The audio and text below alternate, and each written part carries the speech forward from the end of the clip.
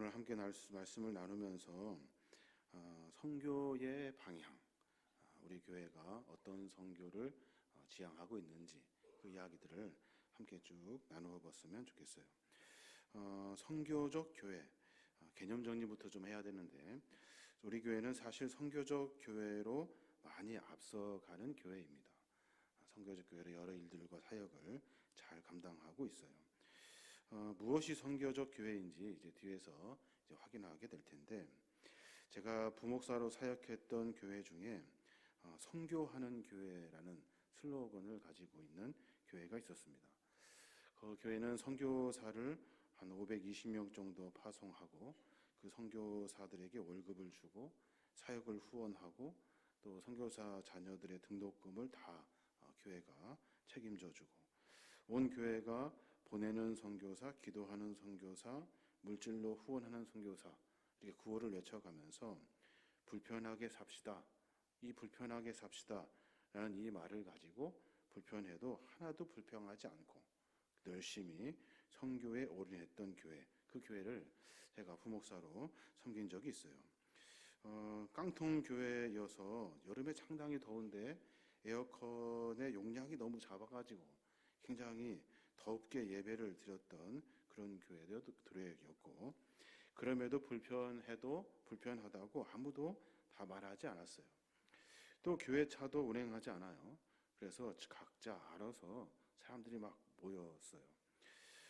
또 식당에서 밥 먹을 때도 다 자기가 돈을 내서 밥을 먹었죠. 교회 재정의 한 60% 이상을 선교로 사용하는 교회, 그 교회가 선교하는 교회, 이 교회로 늘 이렇게 사역하고 있었습니다. 그때 부교육자로 사역하면서 교회 성장을 위한 교육자 워크숍이 정기적으로 있었는데, 그 시간에 교회 성장 동력에 관한 발제를 각 목사님들이 분야별로 나눠가지고 발표하는 시간을 정기적으로 가졌었어요. 여러 분야, 누구는 사회복지, 누구는 제자훈련, 누구는 교회 재정의 운영, 누구는 교구 사역, 훈련, 새가족 사역, 여러 가지 사역들의 분야에 어떻게 하면 더 우리가 성장할 수 있을까라는 이야기를 가지고 서로 조사하고 발제하고 개선안을 찾아가는 그런 시간들이 매번 정기적으로 있었는데, 그때 한 시간 중에 제가 맡았던 부분이 있는데, 그 부분이 뭐냐면 선교하는 교회에서 선교적 교회로의 전환이라는 주제를 가지고 제가 한번 발제를 했던 적이 있어요. 발제를 한 시간 하고 막 토론을 하는데 참 많이 혼났던 기억이 나요. 제일 많이 혼났던 이유가 뭐냐면, 네가 선교에 대해서 뭘 아니? 이런 이야기를 제가 참 많이 들었고, 또 그렇게 해서 교회가 성장이 되겠냐? 그렇게 해서는 선교가 아니다, 그거는 다른 방법이다라고 이렇게 이야기하는 이야기들을 참 많이 들었어요.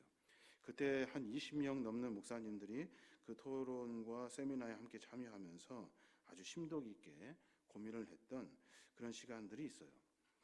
저는 지금도 선교하는 교회가 아니라 선교적 교회가 되어야 된다고 생각을 합니다. 선교하는 교회가 아니라 선교적 교회가 되어야 한다. 제가 이제 두 가지를 이제 나누어서 하나씩 설명을 해 보겠습니다. 여러분께서는 잘 들어보시고 우리 교회가 지금 어떤 방향으로 선교를 하고 있는지, 어떻게 우리가 선교해야 하는지 그 방향을 정확히 잡아야 하는 겁니다. 선교하는 교회의 가장 큰 특징이 뭐냐면, 선교의 초점이 해외에 있어요. 또 국내에 있고 어떤 지점에 있어요. 그 관련해서 선교사를 파송하고 선교사를 후원하고 단기 선교팀을 보내고 이런 일들에 집중되어져 있습니다. 선교하는 교회의 특징이 그래요. 선교를 해외에 있는 사람들을 구원하기 위한 행위로 인식하는 것, 그것이 바로 선교하는 교회의 가장 큰 특징이죠. 그 방법 가지고 교회가 늘 일하면서 그 방향을 가지고 우리는 간다. 그래가지고 교회가 나라를 선택하면 그 나라에 선교사를 파송하고 그 선교사를 후원하고 기도하는 일들을 감당합니다. 문제는 뭐냐면, 선교를 교회의 본질로 보기보다는 선교를 어느 한 기능 중에 하나로 본다는 거예요. 기능 중에 하나로. 그러니까 농촌 선교하느냐, 북방 선교하냐, 아프리카 선교하냐, 어느 나라가 빠졌느냐, 이런 것들 가지고 방향과 목표를 정해요. 그러다 보면 놓치게 되는 것이 뭐냐면 그 나라와 그 사역의 특징들을 놓치게 되더라는 거예요. 선교사를 보내면 그것으로 끝이에요. 이제 그 사람이 그걸 맡아서 하는 거예요. 그러니까 선교하는 교회의 특징은 어떤 교회의 선교 사업과 선교 프로그램의 주안점을 가진다는 거예요. 어디에 무엇을 하는가가 중요한 거예요. 5대양 6대주의 미전도 종족에게 선교사를 파송했는가 안 했는가, 이것이 가장 큰 목표죠. 비슷한 선교 단체가 있어요. 인터콤이라는 단체가 있는데 미전도 종족에게 복음이 전해지면 주님이 오신다 하여서 세계에 하나도 빼놓지 않고 종족마다 선교사를 파송하려고 하는 그런 선교 단체도 있어요. 그렇게 해서 선교하는 교회로 이렇게 에너지를 사용하게 되는 거예요. 반대로 선교적 교회의 특징은 뭐냐면 교회 성도들의 삶이 선교적 삶에 집중하게 되어 있어요. 교회가 선교하는 게 아니라 성도인 내가 선교하는 거예요. 내가. 선교는 내가 누구에게 기도해주고 물질로 후원하고 내가 시간 될 때 단기 선교 출발하고 하는 것들을 넘어가지고 내 삶 속에서 선교의 삶을 살아내는 거예요. 내 직장, 내 학교, 내 재능, 내 지역, 내가 살고 있는 사회 안에서 내가 할 수 있는 선교적 사명을 감당하며 사는 거예요. 앞에 선교하는 교회의 특징은 교회가 해요. 교회가. 그런데 뒤에 선교적 교회의 특징은 내가 합니다. 내가. 아니 그거 아닙니까? 다 같은 말. 교회가 하면 성도들이 후원하고 헌금하고 기도하지 않습니까? 그런데 차이가 많이 나요. 뒤에 또 그 이야기를 또 할 건데 사도행전 1장 8절 우리가 보았던 본문의 말씀이죠. 오직 성령이 너희에게 임하면 너희가 권능을 받고 예루살렘과 온 유대와 사마리아와 땅끝까지 이르러 내 증인이 되리라 하시니라. 이 말씀이 아주 중요한 아주 핵심 구절이 되어가지고 그 일들을 합니다. 땅끝. 여기서 말하는 땅끝이 중요해요. 그 당시 땅끝의 개념은 소아시아 전역으로밖에 이해가 되지 않았어요. 그 당시에는 미국도 모르고 중국도 모를 그때예요. 이 땅끝에는 낭떠러지가 있다고 생각했던 그 시기와 사상을 가지고 있을 때예요. 말씀을 보면 땅끝까지 가면 결국 어디를 만납니까? 어디에 만나요? 내 뒤로 돌아오게 되어 있어요. 여기서 내가 출발하면 다시 내 자리로 돌아오게 되어 있다는 거예요. 저는 이 본문에서 땅끝이라는 그 의미를 다시 한번 고민해보자 라고 하는 이야기들을 함께 나누었던 것 같아요. 그러니까 내 삶에서의 선교, 이것이 곧 하나님이 원하시는 선교라 하는 거예요. 내 삶이 과연 선교를 전할 만한가? 내 삶이 하나님의 복음을 전할 만한가? 하는 것을 먼저 생각해 봐야 한다는 거죠. 또 하나, 선교하는 교회에서 선교의 대상은 항상 해외에 있는 사람을 의미하고 있어요. 이러한 인식 속에서 성도들로 하여금 선교는 멀리 있는 것, 내가 열심히 내 모든 삶을 다 바칠 수 없으니 나는 다 하지 못하는 일, 이걸로 그냥 간주해 버리고 말아요. 그냥 멀리 나하고는 상관없는 일들로 조금 이렇게 거리를 두게 돼요. 근데 선교적 교회의 특징은 뭐냐면 선교 인식이 내 삶에 있거든요. 내 삶.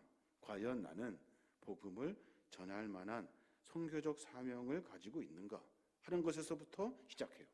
내 고민이 해외 선교지를 포함하여 내가 만나는 사람에게 복음을 전할 수 있는가? 교회가 위치해 있는 지역 사회에 대한 나와 교회의 책임을 다하고 있는가? 이 고민을 먼저 하게 되는 거예요. 앞에 하고 뒤에 하고는 조금 차이가 있죠. 앞에는 교회에서 하면 그냥 따라가는 거예요. 그런데 뒤에 선교적 교회는 내가 주체가 되는 거예요. 또 하나, 선교하는 교회와 선교적 교회의 특징을 보면 선교하는 교회의 추구하는 방향은 아주 명확해요. 선교하는 교회의 추구 방향은 뭐냐면 교회의 성장에 있어요. 성장에. 이거 선교하면 교회가 성장한다는 거죠. 이거 선교하면 하나님의 복음이 조금씩 전해진다는 거예요. 성장하면 복음을 잘 전하는 것이고, 성장하지 못하면 게으르고 나태한 것이 되는 그런 식의 인식을 가지고 선교의 문제를 접근하게 되어 있어요. 그래서 수적으로, 규모로 이미 성장한 교회는 아주 쉽게 우위를 차지할 수 있죠. 굉장히 쉽게 일할 수 있어요. 그런데 작은 교회, 어려운 교회는 선교하는 것 자체가 어려워요. 그렇기 때문에 늘 패배한 교회가 돼버리고 말아요. 이러한 잘못된 교회 성장학의 이 폐해는 교회로 하여금 하나님 나라를 바라보지 못하게 한다는 거예요. 하나님이 우리에게 복음을 전해주신 궁극적인 목적은 우리가 살고 있는 이 땅에서 하나님 나라를 맛보게 하시려고 하시는 것이 하나님의 계획인데, 그거는 전혀 생각하지 못하고 성장했는가 안 했는가에 초점을 맞추고 있다는 거예요. 우리가 소망하는 것이 하나님 나라인데, 살아서도 하나님 나라, 죽어서도 하나님 나라인데, 행복하고 기쁨이 넘치는 하나님 나라의 소망을 다 잃어버려요. 그러고 나서 확장됐냐, 성장했냐, 정복했냐, 복음의 강제 주입이 가능하냐, 그 땅에 선교사를 파송했는가 안 했는가 하는 것들로 문제를 삼게 되는 거예요. 또 선교적 교회에서는 교회의 성장보다는 무엇에 집중하냐면 하나님 나라의 완성을 위한 내 삶의 정비를 의미해요. 그러니까 선교하는 교회는 그 땅에 복음이 전해지고 몇 명 사람들이 복음을 들었나 하는 거에 포인트가 있다면, 선교적 교회의 특징은 하나님 나라의 완성으로 내 삶이 하나님 나라를 증거할 복된 삶으로, 행복한 삶으로 서로 함께 공동체를 만들어가고 있는가 하는 것을 묻는다는 거예요. 이런 관점을 가질 때 일어나는 일이 뭐냐면 교회 안에 경쟁이 사라져버려요. 지역에서 연합을 시작하게 되고, 하나로 교회의 여러 사업들이 전도를 위한 믿음 강요와 신앙 주입이 아니라 인간 그 본연의 행복한 삶의 목적을 두게 되어 있어요. 그래서 교회에 출석하지 않은 많은 사람들을 포용할 수 있고, 아직 섬기어야 될 사람들을 구별하여서 더 많은 사랑을 갖게 된다는 거예요. 이게 바로 건강한 교회의 특징이라는 거예요. 선교적 교회와 그리고 그 선교하는 교회의 특징을 여러 가지로 우리가 확인할 수 있어요. 이제 가장 중요한 건 선교적 교회의 특징을 움직이는 가장 큰 에너지가 뭐냐면 다른 것이 아니에요. 물질이에요. 물질. 선교하는 교회가 지속되려면 물질이 있어야 돼요. 돈을 줘야 선교사들이 그거 가지고 살 거 아닙니까? 그래서 물질이 굉장히 중요해요. 근데 선교적 교회의 사역을 집중하다 보면 물질이 중요한 것이 아니라 내 삶의 결단이 중요해요. 내 삶의 결단이. 함께 이런저런 이야기를 나누면서 사실 다 아는 이야기였고, 그 당시 목사님들이 서로 대화하면서 그거 누가 얘기한지 제 얘기가 사실 아니에요. 내가 한 이야기가 아니라 누구 이야기인지를 다 알아요. 선교적 교회론의 기원은 영국 출신의 선교사였던 레슬리 누비긴 목사님의 주장이에요. 우리 방향을 잘못 잡았다는 거예요. 레슬리 누비긴 목사님은 1936년에 30년대 초부터 인도 선교사로 파송받아가지고 35년간의 사역을 마치고 영국으로 다시 돌아옵니다. 돌아와서 보니까 달라진 거예요. 뭐가 달라졌냐면 그때 나를 선교사로 파송했던 그 영국 교회와 영국의 국교로 삼았던 기독교라는 그 신앙이 너무나도 다 약해져 버린 거예요. 그러다 보니까 지원도 안 되고 선교사 파송도 약해지더라는 거예요. 기독교를 국교로 삼은 튼튼한 국가가 있어요. 그 힘에 의해서 남의 땅을 점령하고 십자가도 세우고 믿음도 강요합니다. 선교사도 파송합니다. 나라가 국교로 삼은 기독교인이 선교사들의 후원이 얼마나 많겠습니까? 돈으로 복음을 전합니다. 이것도 해주고 저것도 해주고 복음을 강요하기도 합니다. 그런데 국가가 기독교를 국교로 삼지 않아요. 개인주의와 여러 가지 일들로 하여금 종교성이, 신앙이 약해지기 시작해요. 그러면서 국가가 그 일을 감당하지 못하게 되더라는 거예요. 그러면서 결국에는 돈으로 했던 선교가 이제는 전부 다 짜그라들게 된 거예요. 기독교 국가의 종말을 맞게 되니까 세계 선교가 문이 닫혀지게 되는 거예요. 개인주의와 자유주의가 인간의 종교 생활을 다 갉아먹으면서 인간이 굳이 종교를 가져야 하는가? 그러면서 국가도 약해지고 종교도 약해지고 약해지니까 가장 먼저 타격을 받는 것은 현장에서 선교하는 선교사들이 가장 어려움을 겪게 되더라는 거예요. 교회도 마찬가지예요. 선교하는 교회가 어려움을 만납니다. 우리가 지난번에 겪었던 코로나 같은 위기를 만나요.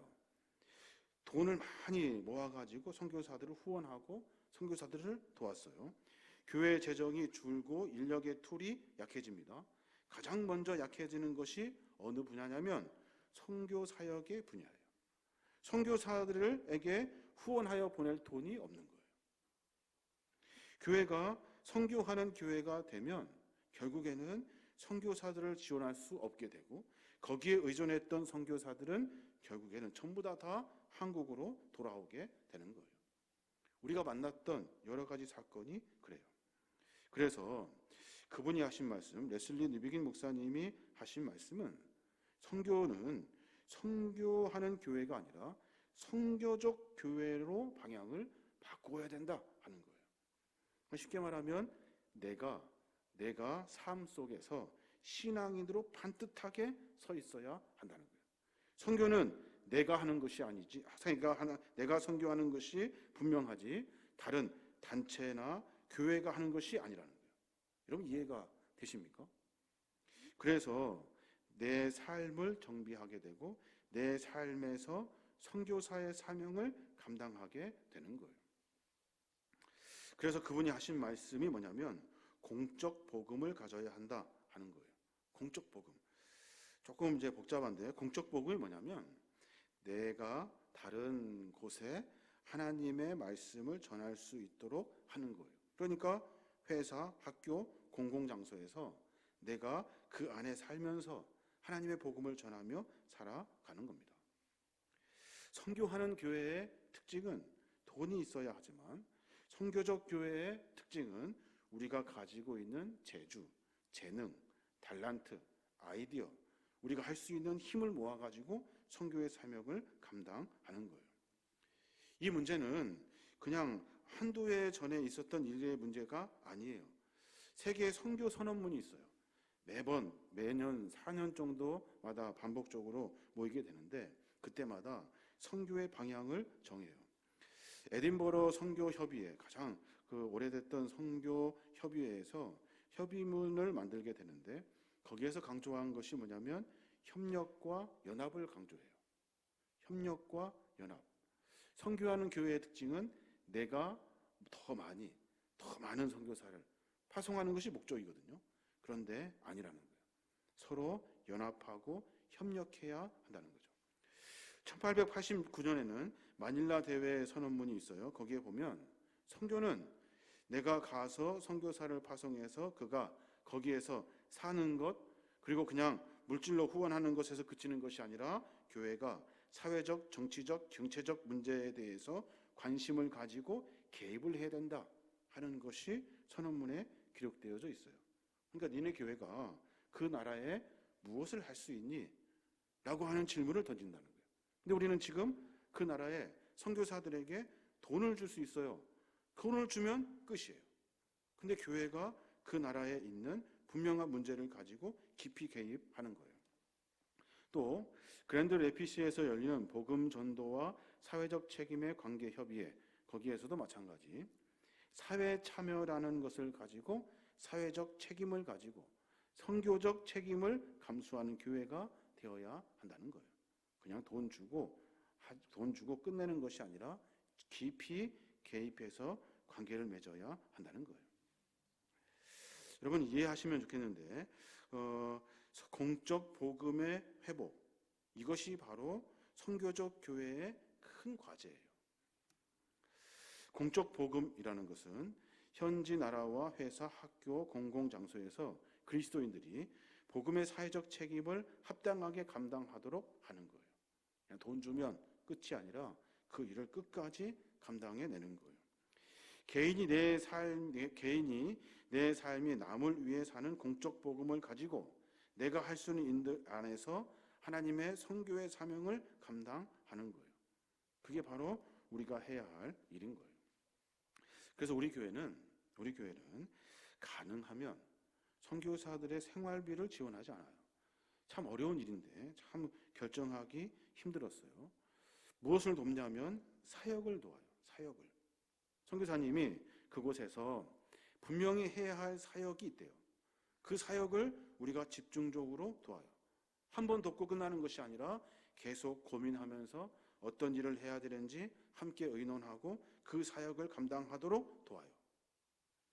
돈 주고 끝나는 것이 아니라 함께 고민해서 그 일들을 통해서 지속 가능한 선교가 될 수 있도록 하는 거예요. 이게 바로 선교적 교회의 특징이에요. 그러니까 예를 들어서 우리가 지금 교회 옥상에 태양광이 많이 있어요. 그 나라에 전기가 없으면 우리가 가지고 있는 태양광 발전의 기술을 그 사람들에게 전수해 주는 것, 이것이 선교적 교회의 특징이에요. 그냥 뭐 발전기를 돌리든지 전기를 사든지 하라고 돈을 주는 것이 아니라 우리가 잘하고 있는 것, 우리가 할 수 있는 것을 가지고 그 나라에 복음을 전하게 되는 거예요. 이것은 내가 신앙인이니까 복음을 전하는 선교사니까 돈이 있으니까 들어라, 안 들으면 지원 안 할 거야, 이런 개념이 아니에요. 그 나라가 살게 하기 위해서 분명히 우리가 할 수 있는 일들을 도와주는 거죠. 우리가 환경운동하고 있습니다. 마찬가지예요. 그것도 역시 그 운동이 지속 가능하게 선교적 교회로 그 땅하게 심어지도록 해야 한다는 거예요. 이게 선교적 교회의 특징이 되는 거예요. 여러 선교사님들의 사역을 우리가 돕지는 못하고 있어요. 근데 분명한 것은 우리의 이 선교적 사회, 선교적 교회의 특징을 가지고 같이 고민하고 있는 선교사님들이 계셔요. 그분들의 사역은 내가 얼마를 받는가가 중요하지 않아요. 내 사역을, 내가 하고 있는 그 현장의 사역을 교회가 지속적으로 도와줄 수 있는가, 아이디어도 재능도 그리고 물질도 도와줄 수 있는가 하는 고민을 가지고 같이 일하게 되는 거예요. 그것이 바로 선교적 교회의 특징이라는 겁니다. 선교적 교회의 특징을 한 번 더 고민해 보면 우리 동네에서 하고 있는 선교의 사역들도 함께 확인해 볼 수가 있어요. 우리가 돌봄선 센터를 운영하고 있어요. 아이들이 한 30명 정도 아이들이 모이는데 그 아이들이 우리 교회에 몇 명 왔는가 하는 것은 중요하지 않아요. 우리 교회가 돌봄센터를 통해서 지역 아동들에게 얼만큼 돕고 있는가 하는 것이 훨씬 더 중요한 거예요. 이번에 활짝마을 어린이 큰 잔치를 했어요. 거기에 아이들에게 전도지 한 장 나눠주지 않았어요. 아무도 전도지를 받지 않았어요. 왜 안 줬을까요? 거기가 중요한 것이 아니에요. 몇 명이 우리 교회에 나왔는가가 중요하지 않아요. 교회 많은 아이들이 어떤 장소에서 필요한 장소가 우리 교회가 됐다면 우리 교회에서 그 사역을 통해서 함께 아이들이 즐겁고 행복한 시간을 갖게 하는 거예요. 그것이 우리가 해야 할 선교적 교회의 특징이에요. 태양광 수입으로 교회에서 하는 모든 일들을, 그 일들을 감당해요. 어르신들에게 김치도 나누어주고 여러 야채도 나누어주고 힘들 때 쌀도 나누어주고 그런 일들을 감당하는 거예요. 물론 교회가 한다고 하지만 그 모든 일들은 몇 명을 전도하려고 하는 목적이 있잖아요. 지역에 교회가 어떤 중요한 중추적인 역할을 감당하며 필요를 채워주고 있는가 하는 것을 고민해야 한다는 거예요. 선교하는 교회는 늘 성장의 포인트가 있다면 선교적 교회는 내가 지역을 위해 무엇을 할 수 있을까 하는 고민을 가지고 접근하는 거예요. 인도의 이화랑 선교사 우리가 돕고 있는데 이화랑 선교사님에게 생활비를 지원하지 않아요. 무엇을 지원합니까? 한국어 학당을 운영하면서 필요한 재반 비용을 지원해주고 있어요. 많이도 아니에요. 뭐 몇백만 원 하는 것도 아니에요. 도우면서 그 일이 지속 가능하도록 해주는 거예요. 그 일들을 통해서 이화랑 선교사님은 아는 사람들에게 한국어를 가르쳐주면서 복음을 접한 사람들이 얼마나 마음이 좋은지, 그 사람들이 얼마나 선한 마음으로 우리를 돕고 있는지 하는 것들을 소개해주고 있어요. 결국에는 그들 모두가 다 하나님의 마음을 함께 공유하게 되어 있다는 거예요. 또 우리 교회 집사님들이 성전 보수하는 팀을 만들어가지고 성전을 보수해주고 있죠. 여러 교회에 벌써 한 10개 교회도 넘을 거예요. 그 교회의 선교적 교회의 공적 책임을 감당하면서 그 일들을 감당해주고 있어요. 이것은 다른 어떤 것들이 그 안에 개입되어서 왔다 갔다 할 일이 아니에요.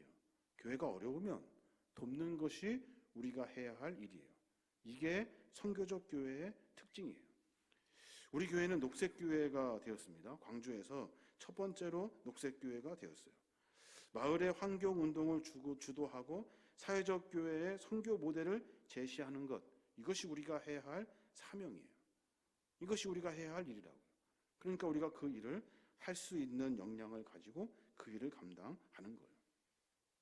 사회적 협동조합도 우리 안에 있습니다. 사회적 협동조합을 만들어가지고 선교적 공공성을 이루는 거예요.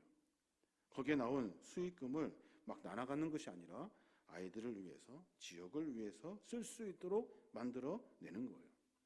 이 모델을 보고 노회에서도 지금 법인 문제를 가지고 고민하고 있어요. 노회가 교회 이름이 아니라 선교적 공공성을 이룰 수 있는 방법이 뭘까 하는 고민들을 함께 하고 있는 거예요. 선교적 교회의 특징은 바로 거기에 있어요. 목회자와 선교사 모든 교회 구성원들이 각자 삶의 자리에서 선교적 삶을 살아내는 거예요. 제가 매번 강조하면서 우리가 환경운동을 하고 있습니다. 하시는 분도 있고 그리고 안 하시는 분도 계실 거예요. 선교적 교회의 특징은 그 이야기를 들었을 때 하는 거예요. 실천하는 거예요. 내 삶 속에서 내가 하고 일을 통해서 하나님의 창조 세계가 보존될 수 있도록 선교적 사명의 일들을 감당하며 살아가는 거예요. 루터가 말한 대로 만인 제사장이면 우리 모두는 다 선교사인 거예요. 만인 선교사인 거예요. 이 선교의 개념을 우리가 분명히 가져야 하는 겁니다. 그러기 위해서는 내 자신을 먼저 되돌아봐야 돼요. 내 자신을. 선교 헌금하는 것도 참 중요합니다. 마음을 드리는 것도 중요해요. 그런데 먼저 내 삶을 통해서 가까운 이웃에게 내가 복음을 전할 수 있는가? 내 삶의 이야기가 그들에게 하나님의 사랑으로 전달될 수 있는가? 하는 것을 고민하는 것이 선교적 교회 교인의 특징인 거예요. 교회가 어떤 단순한 종교 조직이 아니라 이런 하나님 선교를 위해 수단을 받은 파송받은 공동체라는 사실을 알면 우리가 흩어져서 사는 그 자리가 선교의 현장이 되는 거예요. 우리 교회가 할 수 있는 일들을 가지고 각 나라와 각 지역과 그리고 많은 사람들에게 주의 복음을 전할 수 있는 거예요. 그게 바로 선교적 교회의 특징인 거예요. 교회가 주민들을 위해서 여러 시설을 만들고 주민들과 함께 할 수 있는 열린 교회가 되는 것, 이것이 바로 선교적 교회의 특징이에요. 그냥 선교사님들 몇 명 돕는 것이 우리가 선교의 사명을 다했다라고 말하는 것이 아니에요. 선교위원은 어떤 국내 선교, 해외 선교에 국한시켜서는 안 돼요. 이것은 교회가 가지고 있는 선교적 교회의 지향점을 말하고 있는 거예요. 우리가 어떤 생각을 가지고 일해야 하는가 하는 고민을 해줘야 한다고요. 어떤 선교사를 얼마큼 돕는가 결정하는 것이 선교위원회가 해야 할 일이 아니라는 거예요. 선교적 교회의 실천 가만히 보면 생태, 여성, 노동, 문화 여러 이야기들이 참 많이 있습니다. 마을 목회, 녹색교회 운동, 일터 신앙 문제 그리고 선교적 삶을 실천할 수 있는 여러 일들을 만들어서 함께 그 사역을 감당하는 거예요. 마을 주민과 함께 도시 농업을 만들어내고 또 마을 주민과 함께 여러 일들을 계획하고 교회가 자기들끼리만의 공간이 아니라 함께 공유할 수 있는 공간을 만드는 것, 이것이 바로 선교적 교회의 특징이 되는 거예요. 그래서 우리는 사회적 협동조합을 통해서 사회적 기업을 이어가지고 공익사업을 추진하고 일자리를 창출하고 교회의 많은 문제들을 가지고 여러 일들을 해내면서 선교적 교회의 사명을 감당하게 되는 거예요. 오늘 제가 조금 복잡한 말씀을 드린 것 같은데 선교의 방향을 분명하게 정해야 돼요. 기도할 때 어떻게 기도해야 합니까? 하나님, 선교 많이 하는 교회 하게 해 주십시오. 기도할 일이 아니에요. 하나님, 내가 선교적 교회의 사명을 가지고 내 삶 속에서 하나님의 복음을 전하게 해 주십시오. 라고 기도해야 하는 겁니다. 여러분 각자가 선교적 교회의 교인으로 삶을 살아야 하는 거예요. 그러면 훨씬 더 많은 일들을 이루어낼 수 있는 겁니다. 선교적 교회를 생각하면서 우리가 분명히 초대교회는 지금처럼 교회에 화려한 건물도 없고 풍부한 재정도 없었습니다. 근데 그들에게는 뭐가 있었어요? 선교적 교회의 마인드가 있었어요. 내가 가서 복음을 전하고 내 삶을 통해서 사람들이 그리스도를 알 수 있도록 해주었다는 거예요. 그래서 많은 사람들이 복음을 접하게 되는 겁니다. 오늘 선교위원회 헌신 예배를 통해서 우리가 선교의 방향을 분명히 정해야 합니다. 우리는 물질이 많지 않아요. 물질이 많지 않아서 그래서 그런 것이 아니라 선교의 본질을 찾아가야 돼요. 선교의 본질은 물질에 있지 않고 선교적 교회의 특징에 있어요. 내가 우리 교회가 무엇을 할 수 있는가 하는 분명한 고민을 가지고 일해야 하는 겁니다. 지역 교회의 리모델링을 돕는 일들, 그 일들 우리가 그냥 한 것이 아니죠. 교회 안에 탤런트 가지신 분들 몇 명이 힘을 모아 가지고 그 일을 감당해 주신 거예요. 이런 것들이 바로 선교적 교회의 특징이에요. 시간이 있을 때마다 교회에 와서 여러 일들을 감당합니다. 그 일들도 역시 선교적 마인드를 가지고 선교적 교회의 특징의 교인들의 마음을 가지고 선교의 사역을 감당하는 거예요. 그럼 이제 질문을 하게 되는데 그러면 해외 선교와 국내 선교의 다른 점이 무엇입니까? 라고 물으실 수 있을 것 같아요. 해외 선교와 국내 선교의 틀은 없어요. 지역적으로 나누는 것이 의미가 없어요. 우리가 어떤 마인드로 어떻게 선교의 사명을 감당하느냐 하는 것이 훨씬 더 중요한 거예요. 이제 결론적으로 선교위원회 헌신 예배를 통해서 선교위원회가 해야 할 방향이 있어요. 첫째는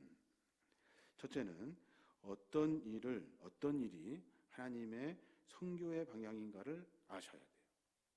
그러니까 내가 어디에 얼마큼 무엇을 돕는 것 이것이 중요한 것이 아니라 우리 교회가 선교의 사명을 감당할 수 있는 재주와 달란트가 무엇인가 하는 것을 찾아가는 거예요.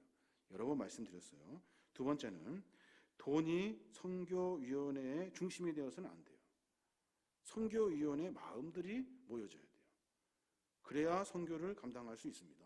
그래야 선교적 교회가 되는 거예요. 그래서 늘 우리는 돈이 모자라요. 마음이 모여지지 않으면 돈이 문제예요. 그게 아무런 문제가 되지 않아요. 어려울 때 어려운 대로, 힘들면 힘든 대로 선교를 감당하게 되는 거예요. 마지막으로는 우리 지역 안에 우리가 어떤 일을 할 수 있을까를 고민하셔서 그 일들을 실천해 내셔야 하는 겁니다. 우리 교회 위원회의 특징이 있어요. 모이지 않고 아이디어 회의가 없다는 거예요. 저는 그게 참 마음이 아파요. 당회에서 다 하는 거 아닙니다. 목사님 혼자 이거 해라 저거 하는 것이 아니에요. 각 위원회에서 모여서 아이디어를 짜주셔야 돼요. 함께 내가 할 수 있는 만큼의 역량을 가지고 그 일들을 이루어내셔야 하는 거예요. 혼자 하는 거 아닙니다. 그 마인드를 가지고 그 사명을 감당해 주어야 하는 겁니다. 오늘 설교를 준비하면서 그런 생각을 해보게 됩니다. 그때 세미나 같이 하면서 받았던 여러 질문들이 있어요. 이렇게 하면 선교의 목표와 방향이 흐릿해질 거다 하는 이야기들을 참 많이 하셨던 것 같아요. 이렇게 하는 교회가 많이 있을지 모르겠습니다만은 선교의 본질은 돈이 아니라 우리의 마음에 있어요. 그렇기 때문에 이 일은 가능합니다. 저뿐 아니라 우리 교회뿐만 아니라 여러 교회들이 이 일을 감당하고 있어요. 그래서 교회마다 특징이 다 달라요. 어느 교회 잘 된다고 해서 여기다 갖다 꽂으면 되는 것이 아니에요. 우리 안에 자발적으로 할 수 있는 것들을 모아서 그 일을 감당하는 것이 선교적 교회의 특징이 되는 거예요. 그 일들로 하여금 우리가 조금씩 하나님이 원하시는 하나님 나라의 공동체를 만들어 가야 하는 겁니다. 선교는 죽으라고 하는데 마음 가운데 하나가 되지 않는 것이 있어요. 멀리 현장하고 우리하고.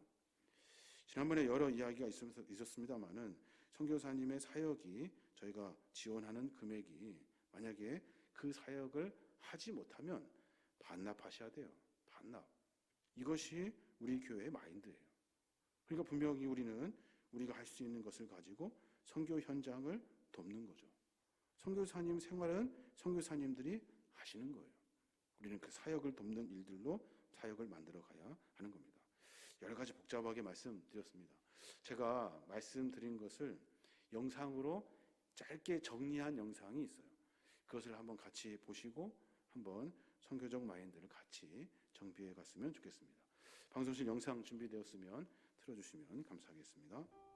과거에는 교회가 엄청난 자원을 들여서 자기 지역에서 가장 매력적인 장소를 만들려고 노력했습니다.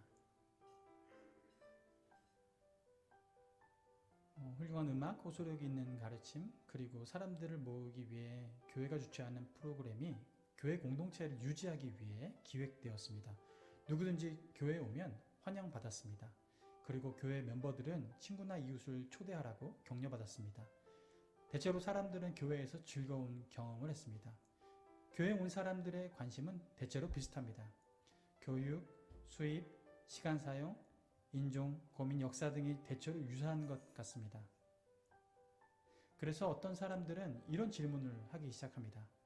우리와 비슷하지 않지만 우리 주변에 사는 사람들은 어떻게 해야 하는 거죠? 왜 그들은 여기 없는 거죠? 질문에 대한 교회의 대답은 마케팅 예산을 늘리는 것입니다. 그래서 동네에 초청장을 발송하고 지역신문에 광고하고 방송하는 것입니다. 새로운 웹페이지 만들고 먹을 것을 제공하는 것처럼 세계 최고의 이벤트를 준비해 나갑니다. 교회는 지역사회에서 일어나는 모든 중요한 일의 센터가 되려고 합니다. 교회 멤버들은 하나님의 이야기를 세상에 전하는 일이 교회의 일이라고 여기고 어떤 사람이 교회 행사에 오면 전문가로부터 예수에 대해 듣게 합니다. 그래서 사람들을 교회로 초청하는 것이 곧 복음 전도와 같은 것이 되어버렸습니다. 반면 선교적 교회는 멤버가 곧 지역사회의 교회가 되도록 하는 것입니다. 교회는 멤버들을 훈련시키고 자원을 공급하며 교회와 마케팅 노력에 대해 의심스러워할 사람들 속에서 복음에 합당한 삶을 살아내도록 합니다. 그래서 교회 간섭, 노래, 경건한 것들에 낯선 사람들 속으로 해외 선교사들을 보내는 것처럼 멤버들을 내보냅니다. 선교적 교회는 모든 신자들이 이웃과 학교와 그들의 일터에서 교회의 삶을 구현해야 한다고 생각합니다. 각각의 사람들은 공감과 진실한 관계라는 상황 속에서 하나님의 이야기를 하게 되는 것입니다. 이것이 간단하게 살펴본 선교적 교회입니다.